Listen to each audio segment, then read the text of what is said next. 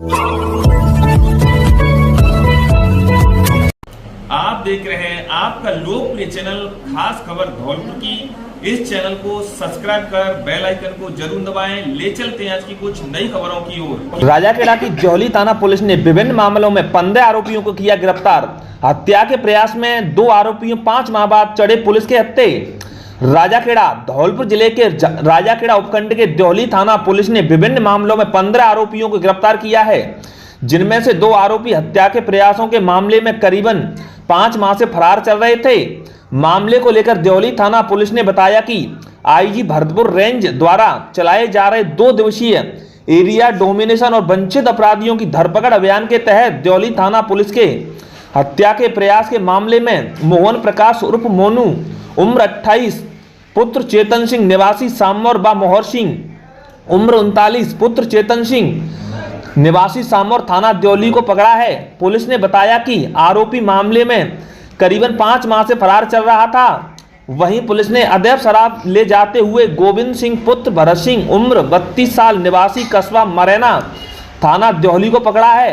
जौहली थाना अधिकारी परमजीत सिंह ने बताया कि कार्रवाई के दौरान पुलिस टीम ने रामवीर पुत्र गरीबाराम निवासी जौहली, अनूप सिंह पुत्र बीरी सिंह निवासी जौहली, भूपेंद्र उर्फ भूपे पुत्र जगन्नाथ निवासी जगोईपुरा, रवि पुत्र राजेंद्र निवासी हतवारी, अमित शर्मा पुत्र वीरेंद्र निवासी बसईकारे बीचकापुरा, गीताराम पुत्र अमर सिंह निवासी श्यामू का घेर, सोनू उर्फ सोलू पुत्र रामविलास निवासी हतवारी, भगवान पुत्र रामगोपाल निवासी हरकंदकापुरा थाना जौहली, हरिदत्त उर्फ मोनू पुत्र राजवीर निवासी करका खिरली थाना जौहली, रामगोपाल पुत्र लक्ष्मण सिंह निवासी हरकंदकापुरा, भोलाराम पुत्र साहब सिंह निवासी हरकंदकापुरा, गंभीर सिंह पुत्र नेतराम निवासी जगोईपुरा थाना जौहली को शांति भंग के आरोप में गिरफ्तार किया है।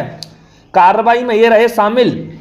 कार्रवाई करने वाली टीम में जौहली थाना अधिकारी परमजीत सिंह के साथ head constable Neeraj Kumar, Satish Singh, constable Mahesh Kumar, Rajesh Kumar, जय कुमार, सत्यपाल, सुरेंद्र सिंह, राम मोहन, मनोज, जनार्दन, राधेश्याम, ओकेश, हरेंद्र, सतीश, शंभुदयाल, रामपाल आदि मौजूद रहे। राजाखेड़ा से प्रेम सिंह जादौन की रिपोर्ट।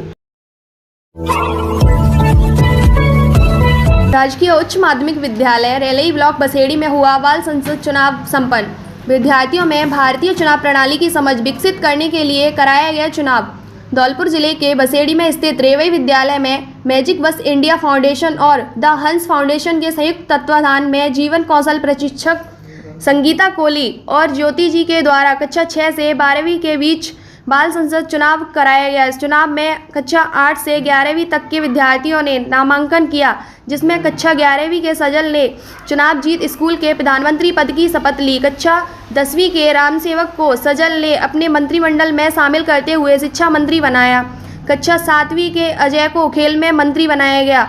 कक्षा 9वीं की वंदना किरण को पर्यावरण मंत्री बनाया गया। कक्षा 8वीं के अभिषेक को स्वास्थ्य मंत्री बनाया गया। कक्षा 6 से 12वीं तक के बीच विद्यार्थी मतदाताओं की संख्या 128 रही, जिसमें से मत पड़े 150।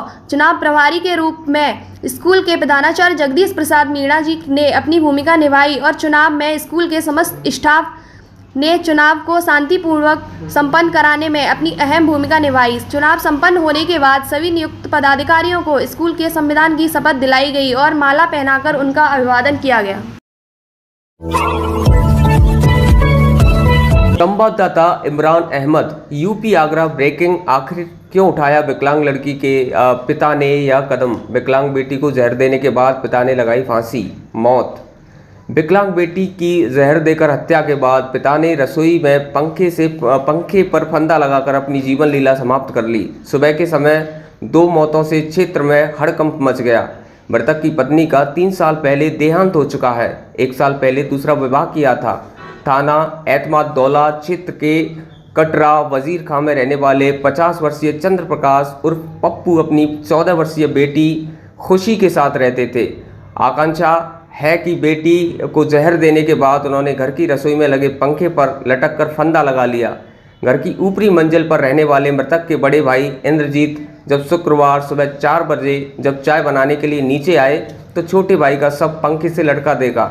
14 वर्षीय खुशी का शव बेड पर पड़ा हुआ था। उसके मुंह से झाग निकल रहे थे। सब लटका देखने के बाद उन्होंने पड़ोस के लोगों को बुलाकर पंखे से उतारकर बेड पर रख दिया। कुछ समय बाद उन्होंने पुलिस को सूचना देकर घटना से अवगत कराया। मौके पर थाना प्रभारी सहित एसपी छता हेमंत कुमार भी पहुंच गए, जांच पड़ताल में जुट गए। बेटी जन्म से थी विकलांग। चंद्र प्रकाश और पप्पू की 14 वर्षीय बेटी खुशी जन्म से विकलांग थी। 3 साल पहले उसकी पत्नी का देहांत हो गया था। इसके बाद वह अकेले ही अपनी बेटी की देखभाल करते थे। 1 साल पहले उन्होंने दिल्ली से अपना दूसरा विवाह किया था। पहले बेटी को दिया जहर, फिर खुद लगाया फंदा। आकांक्षा है कि चंद्र प्रकाश और पप्पू ने पहले अपनी बेटी को जहर दिया, फिर रसोई में लगे पंखे से फंदा लगाकर फांसी लगा ली। मौके पर पहुंची एतमाददौला पुलिस घटना के पीछे की वजह तलाश करने में जुटी हुई है। मृतक के बड़े भाई से पूछताछ जारी है। बड़े भाई का हो चुका है डिवोर्स। मृतक चंद्र प्रकाश के बड़े भाई इंद्रजीत भी उसी मकान में रहते हैं। कुछ समय पहले उनका अपनी पत्नी से तलाक हो चुका है। तलाक के बाद बच्चे भी उनकी पत्नी के साथ ही रहते हैं। इंद्रजीत जूता फैक्ट्री में कारीगर के रूप में काम करते हैं। जूते का कारीगर था मृतक चंद्र प्रकाश। विकलांग बेटी को जहर देकर हत्या करने के बाद खुद फांसी पर फंदा लगाने वाले 50 वर्षीय चंद्र प्रकाश और पप्पू जूते का कारीगर था। नौकरी करके वह अपना घर चलाता था और बच्ची की देखभाल किया करता था।